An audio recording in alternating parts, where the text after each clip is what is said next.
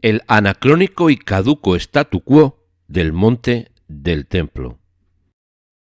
El statu quo con Jordania que rige en el monte del templo es un contrato anacrónico y caduco que debe ser rescindido urgentemente.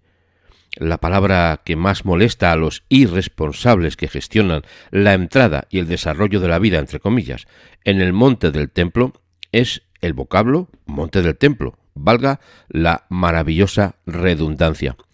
Los últimos acontecimientos de violencia terrorista de los árabes en el mencionado monte del templo están demostrando la vacuidad del statu quo que Israel mantiene desde 1967 con Jordania y que va en contra de los judíos en su conjunto.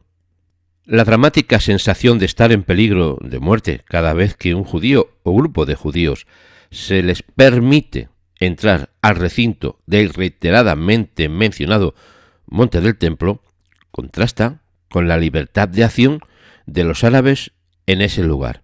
No es anacrónico que los judíos no puedan entrar y rezar en el monte del templo. Jerusalén ha sido construida y reconstruida por los judíos.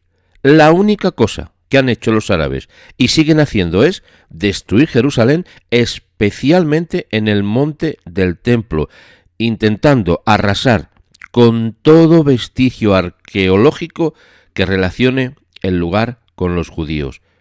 La UNESCO es un aliado de la desconexión histórica del monte del templo y de la capital de Israel, Jerusalén, instigando en los foros internacionales para no reconocer la relación que tienen los judíos con el monte del templo. La incultura del odio antisemita es la destrucción más irracional de la memoria histórica de los pueblos, que en el caso de la UNESCO se ha convertido en obsesiva contra Israel. El monte del templo, como su propio nombre indica, es el lugar geográfico e histórico donde Salomón construyó el templo, que se le denominó casa de oración para todas las naciones, menos para los judíos, según establece el statu quo que Israel aceptó desde la victoria épica sobre las hordas jordanas que controlaban Jerusalén y el mencionado monte del templo. La falta de libertad religiosa es una de las razones más evidentes para que este statu quo sea abolido en su totalidad y sencillamente el monte del templo vuelva a ser lo que se pretendió en su propósito original como lugar de encuentro con el Creador.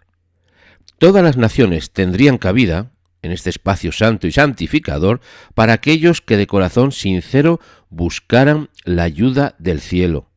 El statu quo que rige en el monte del templo, le disguste a quien le disguste, es anacrónico, caduco, racista, antijudío y anticristiano.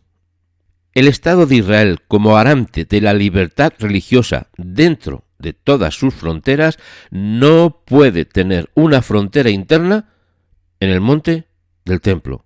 Los judíos tienen el derecho y el deber de visitar, pasear, reunirse y rezar en los exteriores del monte del templo hasta que puedan rezar dentro del templo cuando sea otra vez reconstruido. El último reducto para reunificar en su totalidad Jerusalén es el monte del templo, en el cual se atrincheran los terroristas de Hamás para hostigar a los judíos, sean o no sean religiosos, a fin de que no pongan sus sucios pies, en palabras de los yihadistas, en lo que ellos llaman la explanada de las mezquitas.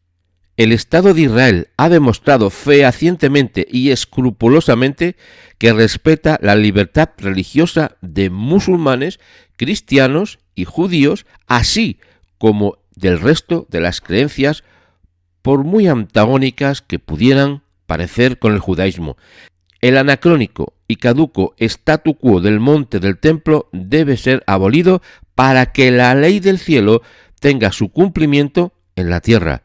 Por eso diremos, desde ahora en adelante, que este año ya podamos rezar en el monte del templo, hazlo saber.